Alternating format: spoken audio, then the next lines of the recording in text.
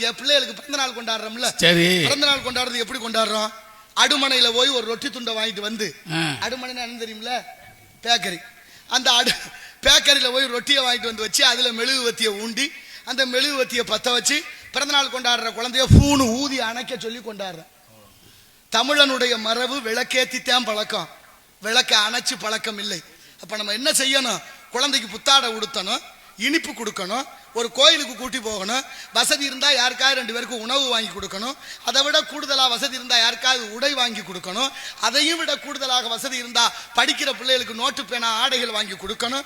அப்படி கொண்டாடணும். ஒண்ணுமே இல்லையா, உங்களால முடிஞ்ச ஒரு மரக்கன்ற ஒரு இடத்துல பிடுங்கியாவது இன்னொரு இடத்துல அந்த குழந்தை கையால ஊண்ட சொல்லி ஆள்போல் தலைத்து அருகுபோல் வேறுண்டி வாழ்கன்னு வாழ்த்தணும்.